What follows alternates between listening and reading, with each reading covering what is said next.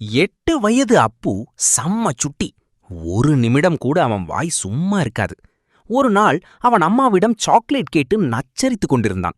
அம்மாவுக்கு தலைவலி. அப்பு, ஒரு அரை மணி நேரம் நீ பேசாம அமைதியா இருந்தா சாயங்காலம் உனக்கு ஐஸ்கிரீம் வாங்கி தருவேன், முடியுமா என்றார். அப்புவுக்கு ஐஸ்கிரீம் என்றவுடன் குஷியாகிவிட்டது. ஓ முடியுமே, இதோ இப்போ என் வாய்க்கு லாக் போட்டுட்டேன் என்று சொல்லிவிட்டு அமைதியாக அமர்ந்தான். 5 நிமிடம் ஓடியது. அப்புவுக்கு பேசாமல் இருப்பது உலகத்திலேயே கஷ்டமான வேலையாக தெரிந்தது. அப்போது அவன் வளர்ப்பு நாய் ஜிம்மி அப்புவின் காலை நக்கியது. ஜிம்மியை பார்த்ததும் கத்தலாம் என்று வாயை திறந்தவன் சட்டென்று அம்மாவை பார்த்துவிட்டு வாயை பொத்திக் கொண்டான். பிறகு ஜிம்மியிடம் பேசாதே என சைகை காட்டினான்.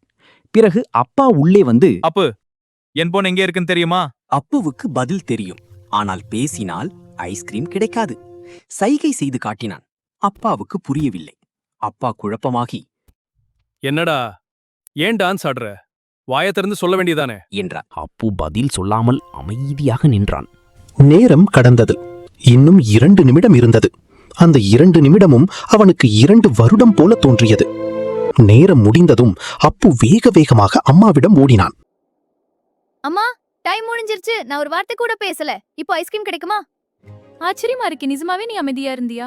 ஆமாமா. ஆனா ஒரு சின்ன டவுட், நான் பேசாம இருந்தப்போ என் மனசுக்குள்ள ஐஸ்கிரீம் ஐஸ்கிரீம்னு கத்திக்கிட்டே இருந்தேன். அது கணக்குல வருமா வராதா? அவன் கேட்ட யதார்த்தமான கேள்வியை கேட்டு அம்மா சிரித்துக் கொண்டே மனசுக்குள்ள கத்துறது தப்பில்லைடா என்று அவனை தூக்கிக் கொண்டார்.